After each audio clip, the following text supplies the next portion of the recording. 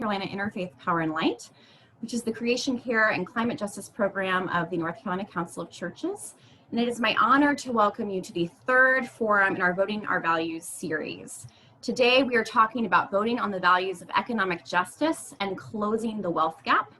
And we are so grateful to have with us Nakisa Glover, Executive Director and founder of Soul Nation, and Chelsea White Hoglen, Western Regional Voter Turnout Manager of Down Home, North Carolina, to help lead us in this conversation.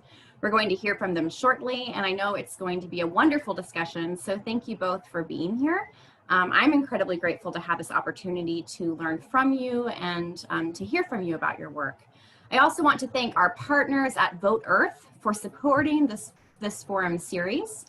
Please do check out the Vote Earth website. They are doing wonderful Get Out the Vote work, particularly on college campuses. So they really are worth your time as you're thinking about how you can continue to do Get Out the Vote work, this election cycle. All of that said, just to give you an idea of what today will look like, we will first talk a bit with our speakers about how economic justice is on the ballot this election cycle. Then we will highlight policy concerns related to these issue areas. I will offer some resources for voter education to ensure that all of you attending feel prepared to educate your own communities and empower them to get out the vote. And then we will have a Q&A session and an opportunity for you to ask questions of our speakers so that you can learn more and dive a little bit deeper with them. As you have questions, please go ahead and place them in the chat. Whether you're on Zoom or Facebook Live, we have people looking in the chat ready to flag your questions for the Q&A. And also, please do go ahead and say hello in the chat. We would love to welcome you, to know where you're calling in from, list your congregation or your organization. We would love to say hi to you in that way. Lastly, I want to note that this forum, in addition to our entire Voting Our Values series, was inspired by the democracy values in the 2020 election voter guide published by Faith and Public Life in partnership with Interfaith Power and Light. This guide was created with faith communities in mind, and the North Carolina Council of Churches is the only group distributing it in the state of North Carolina. So please, we want to ask that all of you attending today download the guide and encourage your congregation and community members to do the same. The link to do that has been placed in the chat, and by downloading this guide, you help us communicate why voting our values matters this election cycle and every election cycle. If you have already downloaded the guide, thank you so much. Please continue to ask your community to download as well. Thank you for helping us to circulate this important message. And all that said, without further ado, I want to introduce our speakers and dive into our conversation. So first, we have Nakisa Glover. Nakisa is the founder and executive director of Soul Nation. She is a native of Charlotte, North Carolina, and she has a passion for advocacy and contributing positively to the community.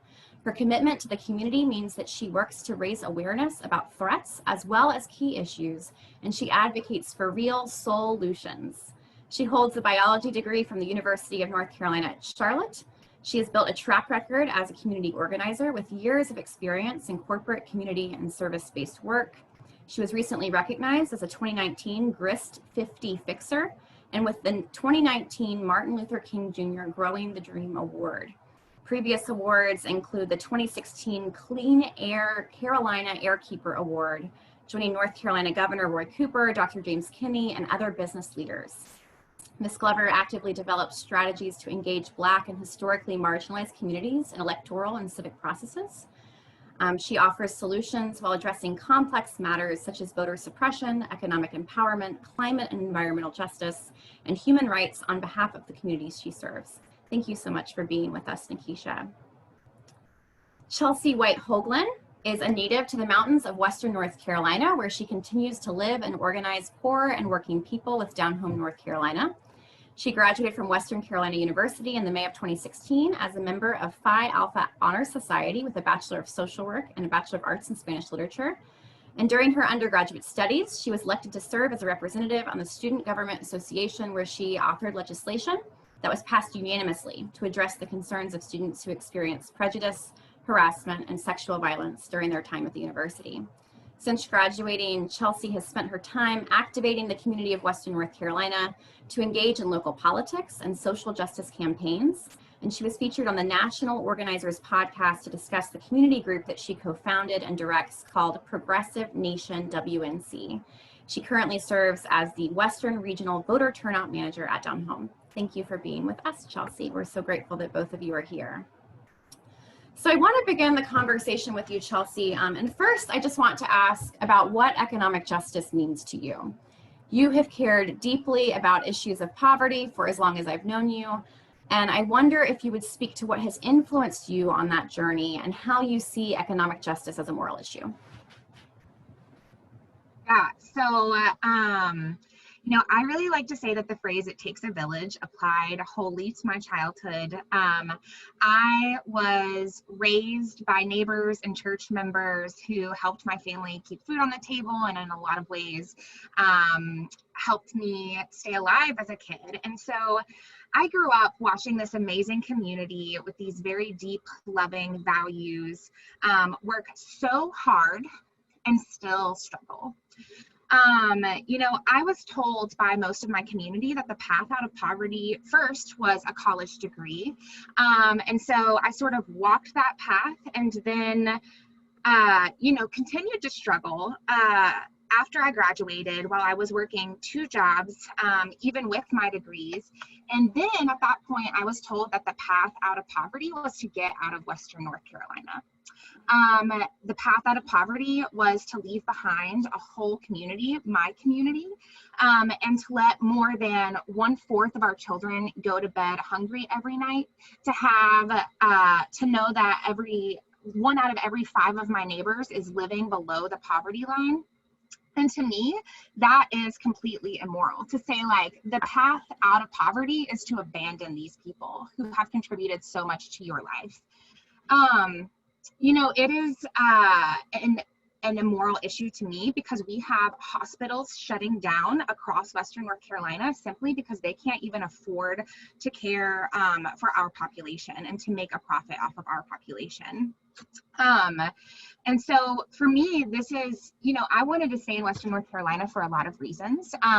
Just welcomed my firstborn into the world, and I want him to feel this sense of community and deep love that I have felt. But I also know that in order to do that, I'm going to have to make it to where my community's voices are heard. Absolutely. So thank you for that. Chelsea is homegrown Western North Carolina person. We actually grew up together. I've known her for a very long time. And absolutely, growing up in that tight-knit community, really understanding the challenges of growing up in a community that faces poverty, that has all of these things against it and is so beautiful and has so much to offer. Thank you for highlighting all of that. So this next question ties into Western North Carolina.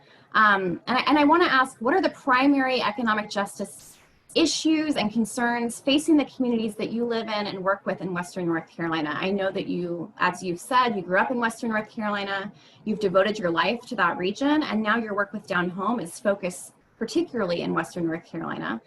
What would economic justice look like to those communities? And what would an inclusive economy look like to those communities? Yeah. So a few different questions there. I think as far as what are the issues that face my community, I think the foundation of all of the issues that face my community is that they aren't being valued or invested in on any level. I've sort of used the phrase, the buck stops at Asheville as far as Western North Carolina is concerned, but I think that there are other rural communities across the state that experience that same thing, where they just aren't being invested in, aren't being valued. The top employing industries in my community are also the lowest paying, right? They are retail and service industry, education and healthcare. And that means that most of the folks that I know are working multiple jobs and bringing in poverty level paychecks, right? So that is a huge economic issue for folks. Homes are being rented and sold for criminal prices that are forcing folks to spend more than half of their paychecks on their housing or turn to the streets, which then we face an issue of not having an investment of our government in nonprofits that are caring for folks that can't afford or find affordable housing, right? And then, for my folks, I think an inclusive economy would be one that valued the contribution of all members of our society, right? Like when we have so many of our folks like flipping burgers, working at fast food, working at Walmart, because those are the industries that are the only ones we can find in our community, I think those folks deserve to be valued for the contributions that they are bringing in. If someone works 40 hours a week, they should be able to keep a roof over their head and food on their table, and shouldn't have to go to bed worrying about how they're going to pay their rent next month. An economy of inclusion for me, and what I believe folks in my community would say is an economy of inclusion, would value life over profit and would invest in the health and well-being of our communities. So we wouldn't have to have women driving an hour over mountains in order to have their babies, right? Or we wouldn't have to have people worried about being able to find an ICU bed during a time of a global pandemic.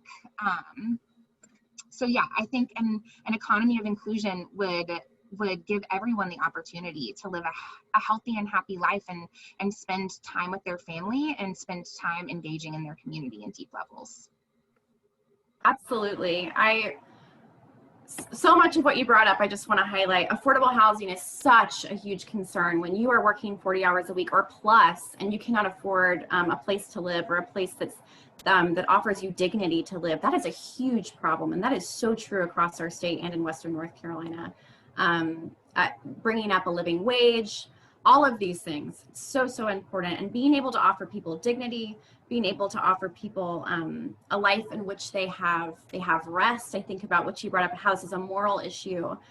People shouldn't have to work every minute of their lives to afford a home that's pleasant to be in. People and all people should be valued. People of all in all areas of the working environment. I'm struggling a little bit with my words, but thank you for everything that you just offered. I absolutely agree with you in regards to what makes an inclusive economy. So lastly, I want to ask, I know that your role has shifted a little bit at Down Home in regards to the election cycle, and you are now the voter regional turnout manager. And I want to ask you, what is the importance, in your opinion, of voting in this election cycle? And how does this impact people's lives? What is on the line? Yes, this question is really exciting to me. I'm really excited to have changed roles to be focused on voter turnout with Down Home. You know, I think that I do see voting as only one tool in our toolbox for change, but I do see it as a major source of power, and especially in an election year like this one, and especially for folks in rural communities where a lot of folks have had their voices oppressed, right? Or like shut out of the system. You know, our state legislature this year has the opportunity to make sure that every worker is paid a living wage. They have the opportunity to give 500,000 North Carolinians access to health insurance by expanding Medicaid, which would also help fund our rural hospitals so that we wouldn't have to worry about them closing down. Our county commissioners have the power to expand access to affordable housing and transportation. Our sheriffs and judges can work to put a stop to the criminal justice system that profits off of poor folks in our communities and folks that are Black and brown in our communities. We know that the folks who profit off of our suffering will use every tool in their belt to keep us from connecting with each other, from recognizing our shared interests, and from using our voices to create change. So for me, it is a moral obligation to fight against that by actively engaging and building personal relationships and helping others to step into their power and to know that they actually do have a voice in their own life and that they can impact these issues that are keeping them awake every night, right? I think that for me, what I'm doing with the relational voter program this year in Down Home, North Carolina is especially important because for so long we have seen this division that is just getting deeper, right? And it's based in like partisanship and identity as opposed, sorry, my phone just thought I was talking to it. Based on identity and partisanship. But for me, like, I don't care if you're a Democrat or a Republican. I care about making sure that your kids have food to eat at night, and that you are able to go to the doctor when you need to, and that when you are working a back-breaking job 7 days a week, that you aren't stressed about keeping a roof over your house. And I think that if we can start to build the personal connections with folks based on those issues and on our shared values, then we can actually really make a difference in each other's lives, and really change the way that our system operates on like a deep cultural level, right? Absolutely. Absolutely. Yes, please do. Everybody, please do check out the Relational Voter Turnout Project. The link to check that out is in the chat. It should be on Facebook and Zoom. And thank you, Chelsea, for all of that. It is so important that we get out the vote. People's lives are on the line, and our votes do matter up and down the ballot, right? This is something that impacts our communities, and how justice and compassion are lived in our communities. So thank you so much. I now want to turn to Nakisha. And my first question, Nakisha, that I want to ask is, what does economic justice mean to you? And what has influenced you to commit so deeply to economic justice? And how do you see this as a moral issue? Hi, everyone. So great to be here, and thank you for that question. So I want to start by answering that question because for me, all my work is connected through the lens of climate justice. And when I say climate, I want to speak to what the definition of climate is. Climate, by definition, is a condition of our land, our air, our water, and our people. And so in terms of the work that I do for climate justice is also rooted in the understanding that the environmental movement and the social justice movement both need each other. And it's so evident right now, and it's playing out before our eyes each and every day, that the issues of both the environmental movement and the social justice movement continue to impact the same communities. And so when we talk about environmental justice being social justice, that includes economic justice. It includes the way that we look at education.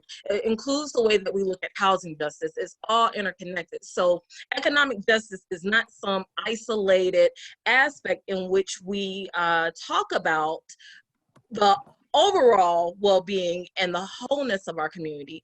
It is an integral part of what we mean when we talk about having healthy, safe, and whole communities. That economic justice is in there. And I took time before our meeting just to find out what others are saying about economic justice. And I looked up in what Southern Poverty Law Center has to say about economic justice is this. It is the ability to ensure that people living in poverty, especially communities of color, are not punished or exploited because of their economic status. And I think that hits on a lot of what Chelsea was explaining in the ideas that you should be able to, there are just certain things that you should be able to have access to. You should be able to have access to a place to live that is safe. You should be able to have access to food. You should be able to have access to being able to build and plan for your future without being worried about whether or not those things are going to be available to you, especially if you work 40 hours in a week, you know, especially if you are contributing to your community in positive ways. It should be that everyone has those it's a basic human right. Absolutely. Thank you for speaking to that intersectionality, that economic justice is not isolated, but it is a part of what social justice means. It's a part of what environmental justice means. It's a part of what climate justice means. And I am excited to learn more from you about Soul Nation, your organization, and how economic justice and climate justice, environmental justice all come together. So you led us in beautifully to our next question, which is, would you speak to the connection between and overlap of economic and environmental justice specifically, and also explain what a just transition looks like to you or in your mind? So it is definitely rooted in much of what I've already stated in regards to environmental justice is economic justice. I'll speak more deeply to how we are actually organizing and working on it from that lens. So Soul Nation has a campaign that we launched in May where we are naming the different aspects that are connected between environmental justice and social justice. The campaign is called Environmental Justice Is, and since May, we've explored how environmental justice is food sovereignty, environmental justice is Generation Next, environmental justice is creative culture, and this month our topic of focus is environmental justice is racial justice. In our campaign, we are including environmental justice is economic justice, where we will delve deeply into the intersections and the connections between economic justice. What I also want to mention is that when we talk about economic justice, we have to also talk about what leaves communities that have been impacted by the injustices in poverty, what leads to or what creates this conditions where communities are not able to thrive economically.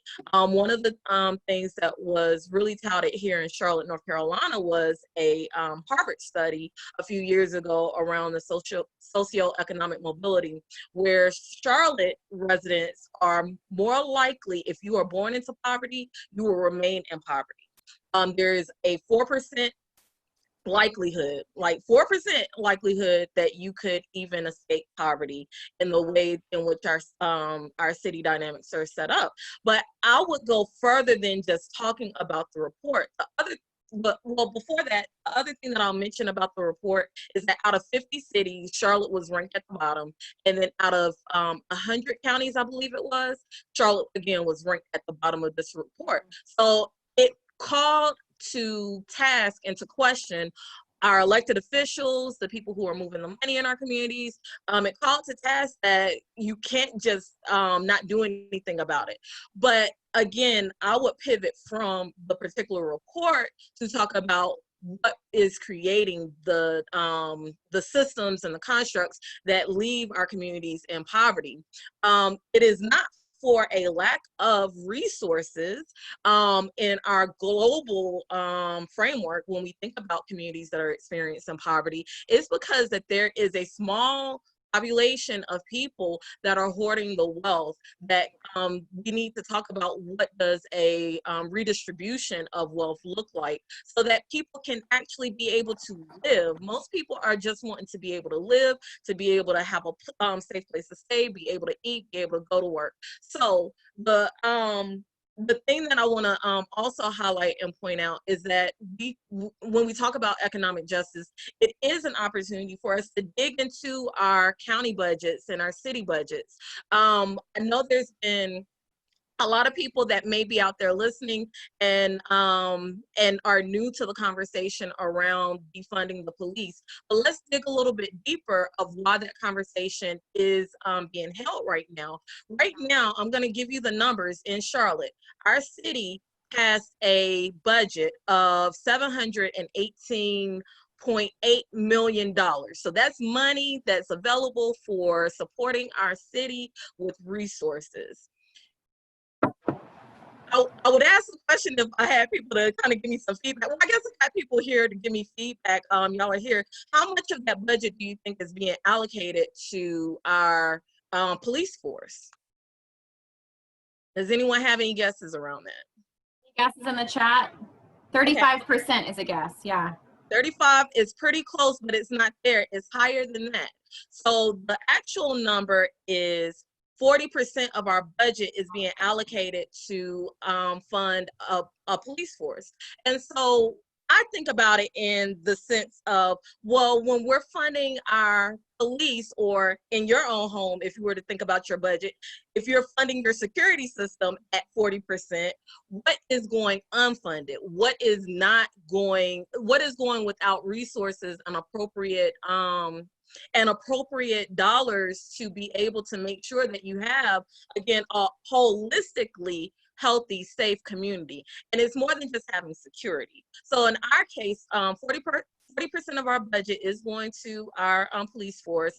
And of that amount, $290 million of that $718 million figure that I gave you. So if you think about it in that context, what what puts us in a position to need so much security? What is putting us in a position to really say that 40% is warranted? To me, that is an extraordinary amount. That's telling the other things that are going unfunded are access to mental health, access to social services programs, access to arts, and the things that would keep a community safe. Those are the things that are going unfunded. So I know that's a long way of answering the question around the interconnection of it, but that's how I see the interconnection between economic justice and environmental justice. Because again, we could be, when we talk about just transition, how much of our city budget should be really allocated to us transitioning into a greener economy, a safer economy that is working for all communities. We have the money, and that's money that's been allocated year over year. So if I were to give you $290 million a year for any project that you're working on right now, what could you accomplish with that sort of resource each year? So I think there's a lot of synergy that we need to really connect the dots between economic justice and environmental justice. And that's some of how we're talking about it here within my work personally and the work that I get to do with Soul Nation.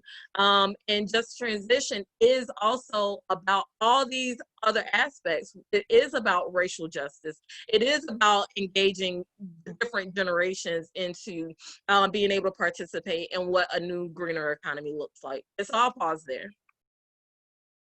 Thank you so much. I'm so grateful for everything that you just named. And I love what you said, that a holistically safe community is not just a police force. We have to be funding all of these other pieces of what community life is, of what safety looks like, mental health care, people's ability to have clean air and clean water. That's a part of a safety conversation.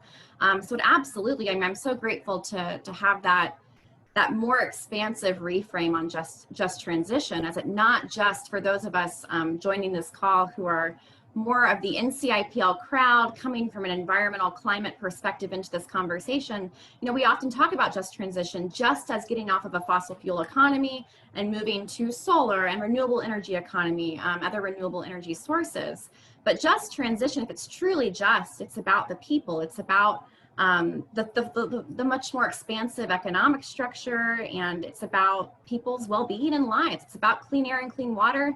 It's about money for our communities and the ability of communities to thrive. So thank you so much for highlighting all of that. I'm excited about the questions. There's already some questions in the chat to dive into during our Q&A. My next question, though, which falls into everything you just named around just transition and the wealth gap, is about the Green Gap Challenge. Could you explain the Green Gap Challenge highlighted on the Soul Nation website? Sure, I'll be happy to. So again, if you can tell, I really like taking time to explain definitions, really work on terms, really take some of our technical things that we're working on and make them into where they are able to be translated into our lived experiences. So Green Gap is rooted in the understanding of the gap that exists between specifically Black, Indigenous, and people of color communities, their desire for sustainable and regenerative communities, and the actual gap to actually access the resources, the power, the education, and the infrastructure that would allow them to achieve the goals around sustainable and regenerative communities. So there is an understanding that there is a gap. Like there is not. If there are studies that say that Black communities and again, historically marginalized communities, they have desires for participating in sustainable communities. There's data, like I'll even give just a qualitative example. My lived experience is that I grew up around recycling in my household, but recycling does not always look the same as it does for other communities. In my household, what recycling looks like is my granny using the country crock container that once contained butter, now using it to store soup. And so that is what recycling looks like in my community. And that's been a part of my entire life. And there are other ways in which communities are really sustainable, but being able to give name to that. And then also being able to give name to those things that prevent us from being sustainable, like the policies or the industries that are able to pollute at toxic levels into our communities.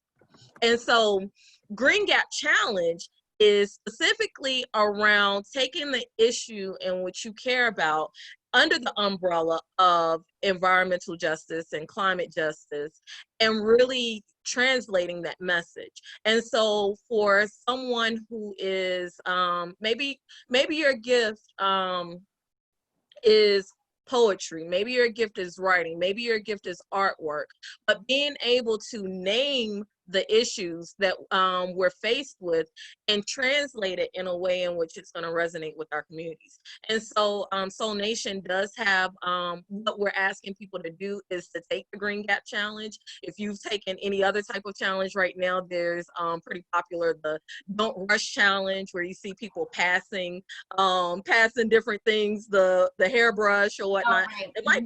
It might be really cool to do a Green Gap Challenge, Don't Rush Challenge together. So look out for that in the future. But in the meantime, in order to participate, like, you have everything you need right now. So it's the gift inside of you. I'm asking that you tap into the creative that's inside of you and think about, like, whatever that number one issue for you is right now, or something that you think more people around you and in your network need to know about, whether it's the fact that we have more pigs in North Carolina than people, or whether it is the pipelines that are seeking permits. Whatever that issue is for you, I'm challenging you. I'm asking all of you who are listening right now to take the challenge. And when you do the challenge, you can use your social media. We're on Twitter, we're on Instagram, we're on Facebook, and use the hashtag Green Gap Challenge and tag Soul Nation in it. And that Soul Nation spelled S-O-L. If you'll tag us in it, we'll amplify it on our page as well. So it's that simple. Like, you can either do a recording of yourself talking about the issue and translating it, but that's what we're asking folks to do to participate in the Green Gap Challenge. And if you have any more questions beyond that, feel free to reach out to me. Thank you. Yes, so everybody, please do take the Green Gap Challenge. Be ready to do that. And I love what you said, Nakisha, about tapping into the creative within you. I think as we do all of this work, this kind of empowerment work around voting, or these social justice issues, economic justice, environmental justice, climate justice, racial justice, you know, the list goes on and on. As we do this organizing, tapping into the creative is vital. You know, we using our voices, using the gifts that we have to advocate for change. I know that we all on this call have different gifts, so that's a beautiful call to everybody here. The last question, Nakisha, that I have before we move on is, from your perspective, what is the importance of voting on the values of economic justice on this election cycle, and what is on the line? Everything is on the line right now. Absolutely everything. And it is incredibly important when you think about the person that Chelsea referenced, the parent who's working multiple jobs and still not able to afford what the average rent costs are, but you're working multiple jobs. You're voting for that person when you vote. You're voting for, and that person is within your community, that person is within your neighborhood, that person may even be within your family. So it is beyond, it is definitely a call to you to vote as an individual when you think about voting for your values of economic justice, but it's also your value of, what do you value? Do you value the people that you're in community with? Has someone in your community helped you? The groceries that you go to get, you know, there are people that are working low to impoverish wages in these roles. And so in voting with your economic justice values in mind, you are voting for the humanity of the people who you would not be able to get through your day with. You're voting, you're saying, I see you. You're saying, I value who you are when you vote with economic justice values in mind. So yeah, that's pretty much what I would want to say about that part. Thank you. I think that's such a beautiful reminder, and tying back, yes, to what Chelsea said as well, that this is how we show love to the people in our families, in our communities, in our neighborhoods. For me, as someone who works in the faith community, who works for the Council of Churches, for North Carolina Interfaith Power and Light, and as a Christian, this is what it means to love your neighbor. You know, this is what it means to show love. Our prayers have to have hands and feet and come with action. So thank you for bringing us back to that everything is on the line, and that this is how we show up for people, let people know that we see them and love them well.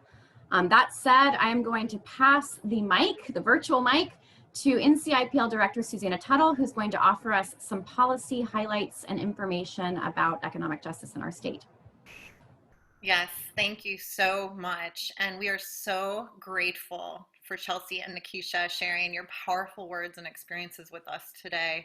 It's time for some national soul searching, and we know faith communities have an important role to play.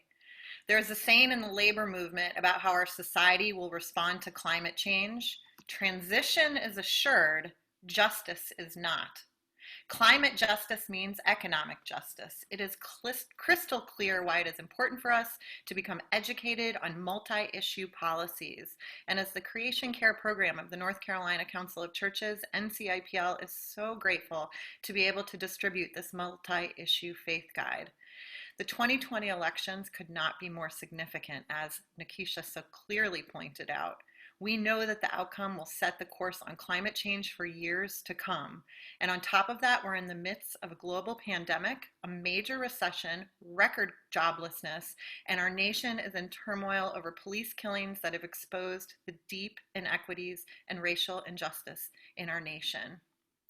As we are just weeks away from Labor Day, this Economy of Inclusion Forum reiterates the importance of this conversation and speaks to policy highlights. So I just want to briefly touch on a couple of issues that are taking place here in North Carolina. Some of you may already know this statistic, but North Carolina has the lowest unionization rate in the country, with a union membership rate of 2.7%. We're going to drop an article from NC Policy Watch on North Carolina unions that was part of their special Labor Day edition last year. I'm sure they're updating it for this year.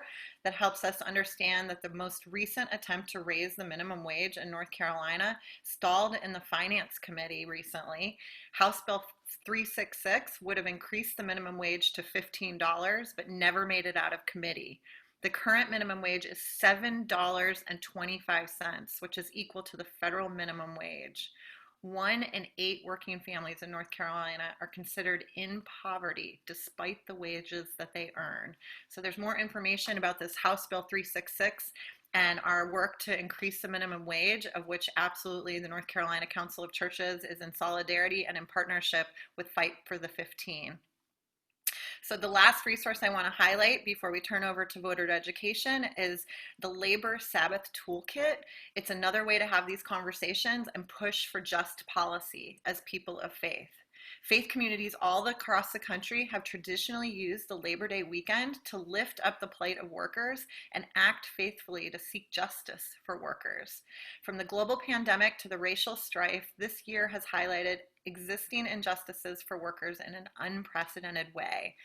The resource that you have here, the Labor Sabbath Toolkit, is full of resources and activities for Labor Day weekend to provide opportunities for faith communities to better understand and renew our commitment to create an economy that is just for all workers.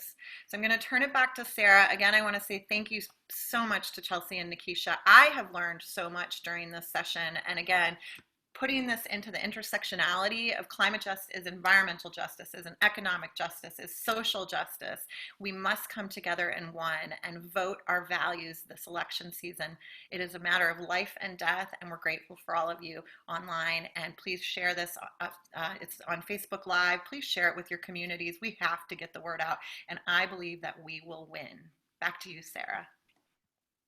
Thank you, Susanna. Yes, thank you again to everybody here. Thank you, Nakisha and Chelsea. Chelsea, I want to apologize. My internet was going out while you were speaking, so if I seemed less with you, that's what was happening. But I so appreciated everything that you offered, and my internet is now stabilized. So that's a beautiful thing and something to be grateful for. But thank you both. Thank you both for all the wisdom that you've offered. I look forward to our Q&A. So this conversation that we've had has really illuminated the values behind our vote. We've talked a lot about that, the why behind the vote, why this matters. And now I want to talk briefly about how we vote and offer some information around voting this election cycle. Lots of links are going to be dropped into the chat over the next couple of minutes. And I want you to know that all of these links, in addition to a recording of our conversation today, is going to be emailed to you before the end of the week. So do not fret if it's a little bit overwhelming. I also want you to know that I am not an expert on voting, but all of these resources come from experts. And if you would like to dive deeper with them, we will be hosting representatives from Democracy NC, You Can Vote, Action NC, and the League of Women Voters for a deep dive discussion about this election cycle and any questions you may have during our September 9th forum. So you can register for that conversation today. We hope that you will register for that conversation, and we hope that you will attend. That said, we also again want to remind you to please download and help distribute our voter guide produced by Interfaith Power and Light and Faith in Place. This guide does an incredible job of highlighting intersectionality, all the things we just named, really making it clear the real life implications of our vote. So please do download that guide. And we also want to remind you to please fill out the census if you haven't already. The last day to complete the census is September 30th. And we know that a lot is on the line in terms of funding and support for our communities. So please encourage your neighbors, make sure everybody that you know has filled out the census. And if you haven't filled out the census, please do that today. Now to the voter information. So we want you to know that you can check and update your voter registration status online. And most people can even register to vote online. We are dropping in the chat a link to check your registration status and update it if need be. So please do check that out, particularly if you have moved since you last voted. I know that I have moved a lot in the past couple of years. If you have moved, make sure that all of your information is up to date and that you are ready to vote.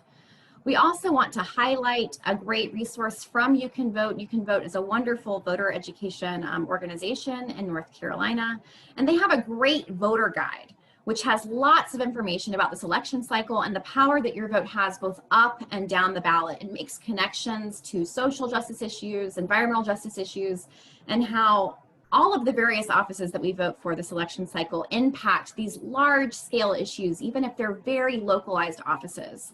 So please check out that voter guide. It really is a helpful tool as well. And the North Carolina Council of Churches is a You Can Vote champion. So we are really working with them to also help them get this great information out. Many questions about this election have been about the reality of voting by mail and that being a more significant option this election cycle because of COVID-19. So we want to speak to that for a moment. Of course, you can still vote in person. If you plan to do that, make sure that you have the appropriate PPE to do so and to do so in a safe way. But for those of us who are immunocompromised and don't feel comfortable voting in person this year, mailing your ballot in is a wonderful option. So if you want to vote by mail, the most important thing you need to know is that you must fill out a vote by mail request form.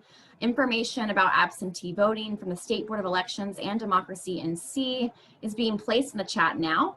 Check with your county specifically for any localized details and fill out your request form at your earliest convenience. Do that as soon as you can. It's so important to go ahead, have the paperwork done, and be sure that we are ready to vote when it's time to do so. There's also a real need this election cycle for election workers. Many of the poll workers who have in the past served in this role are elderly or immunocompromised, and they really need our help this time. So if you are able to be an election worker, please do consider doing that. We are dropping this information in the chat as well, information from the State Board of Elections about how you can be an election hero, how you can serve in this role, if that's something that you're able to do due to your own health, etc. One more thing, I know it's a lot. Remember, you're going to get an email, you're going to get all this information, but to learn more about the realities of the election and doing voter education, we want to make sure that you know everything you need to know. And to learn more about the realities of the election and voter education, we really do encourage you to complete an online voter empowerment training with You Can Vote. It would be great to attend this training before our September 9th voter forum. That would allow us to have an even deeper discussion during that forum. So if you plan to attend, also check out these trainings. Please do attend if possible. Susanna and I both completed a training, and I know that I feel much more prepared to have conversations with my neighbors about this election cycle and any questions that they might have. So please do check that out, and please plan to attend again our September 9th forum. We're really looking forward to that conversation. Again, all this information is going to be sent to you in an email. You will get a recording of this conversation. You can also share this recording on Facebook with your loved ones, your friends. You can go to the North Carolina Council of Churches Facebook page or the North Carolina Interfaith Power and Light Facebook page and share this recording in addition to our other forum discussions. You can also watch those and share those as well. And all that said, we are now ready to move into the Q&A, which is my favorite part of these forums. And I'm going to pass the mic back to Susanna to facilitate that time. Thank you. Great. Thanks, Sarah. And yes, the trainings have been incredible. I admit I've been a voter my whole eligibility life. I haven't missed an election, but I was really thinking about myself as a voter and not how to help other people vote. And this has expanded my commitment and advocacy in everything that we do. Obviously, if I work on climate justice day in and day out, I need people to vote. So it's all connected. I want to come back. There was some comments and questions, and I want to ask both of you to speak and maybe play off of each other in a conversation, if you like, about poverty, about the definition of poverty, what the perception of poverty is, and where we all, if we don't identify as someone in poverty or have grew up in poverty, where is the inclusivity? How do we engage holistically as a community and as a beloved community moving forward in addressing the issues of poverty and injustice? Either one of you can take the mic, and can you unmute yourself? There you go. Yeah. So there's a few different ways that folks define poverty, right? I think that according to the federal government, if you are going to qualify for assistance, the federal poverty line is like an actual income level, which I don't know off the top of my head, but it's very low. It's between 12 and 14,000, I believe, for a single person to be considered at or below the federal poverty line. We know that number is a blanket number. It doesn't actually encompass the full picture of what poverty looks like for a lot of folks, especially in, thanks for dropping that in the chat, Nakisha. Doesn't actually, it's $12,000 for an individual, $12,760 for an individual to qualify for the federal poverty line. But we know that in rural communities, especially, that poverty can be you can be making more than that and still not be able to achieve affordable housing because our communities are being so gentrified. We are huge tourist locations, right? So we also know that you can be working at McDonald's full time and be making just above the poverty line, right? So that then means that you, in order to qualify for most federal assistance programs, you can't be making more than 210% of the federal poverty line. And a lot of folks, in order to afford to keep a roof over their head, they are going to have to be making right at that number. For us at Down Home, I think being poor it looks like folks that are single mothers working at McDonald's and working a second job, raising 2 kids, right, who actually don't meet the federal poverty line, but are still living in poverty as they're trying to provide for their children. It looks like our down home members who are currently visually impaired and can't work a job and are paying more than 2/3 of their SSI income to their rent, right? That's what living in poverty looks like. And so for us, it's about, when we talk about like how we can be inclusive, it's about like helping folks identify their common struggle, right? Like in Western North Carolina, 2/3 of everyone in our region either doesn't have health insurance or is insured through government programs like Medicaid and Medicare, right? And so that tells us like how many of our folks are actually struggling and aren't having their needs met. And so poverty, I think, can be looked at a couple of different ways, but I hope that answers the question. And I'd like to add to that. I love the opportunity to bring up the conversation around AMI. AMI is average median income. And so Chelsea hit on just what housing affordability looks like. And in a city like Charlotte, I'm going to use this as an example. Charlotte is we were number 2 as far as financial banking centers in America, but I think over the last year we went to number 3 behind San Francisco. But either way, we have one of the largest financial centers here in Charlotte, which means there are people that are making money in these financial institutions, fintech, just financial services in general. But I say that to say that that population that's making that large amount of wealth is very small. So in a city like Charlotte, when you introduce into the conversation, or when you introduce into your numbers, average median income, which is an average of what the income of workers are in our city, that skews what the people who are making the affordability of housing numbers, it's skewing that number because you have a small percentage that's making the significant amount of money, but then the bulk of your community is more in alignment with a different average. So I say that to say that it's in everything that we need to really reevaluate what the definition of poverty is. Because if we're going based on the federal standard, I think in our voting, if we're voting our values, let's vote in the people into position that can give us an accurate picture of what it looks like to state poverty. That includes all those things that Chelsea mentioned. That includes like really what should be considered when we look at our rating factors for what's considered affordable housing. Because affordable housing to someone in the banking industry at one of these top financial centers is a lot different than affordability to that single mother that Chelsea has referenced in our conversation here. And so I think it's on us, if we're voting collectively, less demand of our elected officials, whoever they are, to really define these things that are the true picture of what our communities are experiencing in our lived experience. Wow, that is righteous. Thank you. Truth to power there. And I have so much more to learn. I followed Nakisha online. I'm super excited that I've met Chelsea now and everything that Down Home North Carolina is doing. Soul Nation, thank you so much for being with us today. We have so much to share and learn and listen, and it is in the power of partnerships that we will navigate our pathways to power and will win and overcome and create a true, just, beloved community for all.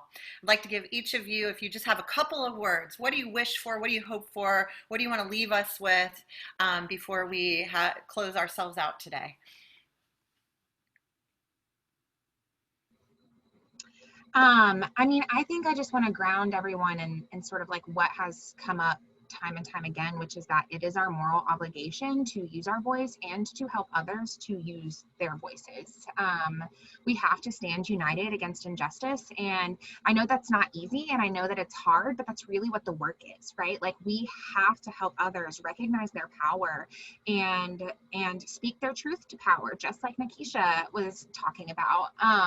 And, you know, I do want to do another plug that, like, this is a skill that is learned, right? Like, we are not naturally born communicators when it comes to really hard issues, and in a lot of times, like, trauma, that we are helping folks dig into as we are leading them on this journey. So, you know, that's the whole point of the program that I am leading, which is the Relational Voter Program, which is all about, like, providing tools and training and support to folks who want to reach out to their personal networks, who want to build those connections and help folks get more familiar with these down ballot races, with the power that is held in our local communities, and then how to vote in this process. So, you know, there are, I think, between the Council of Churches, Down Home, Soul Nation, I think we have some really beautiful tools that are coming to the surface for folks to really, like, take advantage of this year.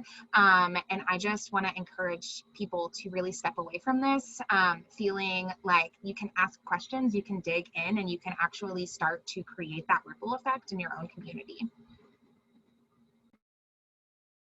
And I'll say, I would, one, make an ask that you join the Green Gap Challenge and you tag at least 5 to 10 of your friends, neighbors, even people who you admire who are just your community members, whether they're cultural, working in the cultural or creative space, or whether they're working in the organizing space, or if they're in the faith space. I challenge you to take the Green Gap Challenge, first off. Secondly, I would say follow Soul Nation on your social media platforms. Again, we're on Twitter, Instagram, and Facebook, and you can seek there and or sign up for our newsletter, where you can stay in the loop of where we are with our Environmental Justice Is campaign. We have stories that are associated with each topic. We call them soul stories. So I invite you to watch those that can help you help support framing the language around what do we mean when we say environmental justice is social justice. So I invite you to join us on the journey for the Environmental Justice Is campaign. And then lastly, I invite you all to do some self-reflection in regards to your proximity to resources, infrastructure, education, and power. And look at what your proximity is to that, and think about those who are further away, and how can you utilize your access to close what I'm terming as the green gap. What can you use to close those gaps? What can you use to identify those gaps that exist? And that would be where my hope lies in for our way forward, is that we can really work towards closing the green gaps in all their many forms. Oh my gosh, thank you so much. Thank you to you both, incredible speakers. I hope that all of you plan to attend next week's forum on loving our immigrant neighbor. That registration information will be placed in the chat. So important. It's connecting the dots. We're doing these forums all the way through September 30th, every Wednesday at noon. So please join us, spread the word. All these resources, we accept your invitations, and it's that commitment to self-transformation that each and every one of us are required as people of faith to commit to. So I'm going to hand it over to our Executive Director of the North Carolina Council of Churches, Reverend Dr. Jennifer Copeland, and please remember to download the voter guide and encourage everyone you know to do so. Reverend Copeland. Thank you, Susanna and Sarah and our speakers for today. I just want to say, before I close us out with prayer, that economic justice is one of my favorite topics. I think Scripture tells us a lot more about money than any other thing. It tells us how to make it, how to save it, how to spend it, and how to share it. So with those words, let us pray. God of equity and justice, You have gifted us with the fruit of our labors and given us the skills to produce this fruit. We pray today for your mercy upon those laborers who are in dangerous positions, especially our essential frontline workers. We pray today for your grace upon those who work in low-wage environments and do not receive the full fruits of their labors. And we pray that you would send your power upon us, that we might work ardently to change an unjust economic system into a system that creates safe homes, enough food, and peaceful communities. Pour your Spirit out on us today. Amen. Amen. Ashe Shalom, peace be with you. Stay healthy, safe, and strong. We're here for you. Reach out, connect with the Council of Churches, get our e-news, and we will stay in touch. And together, we will win. I know it. So get out and vote, triple your vote, do everything you can. We got this, and be well, friends. Thank you.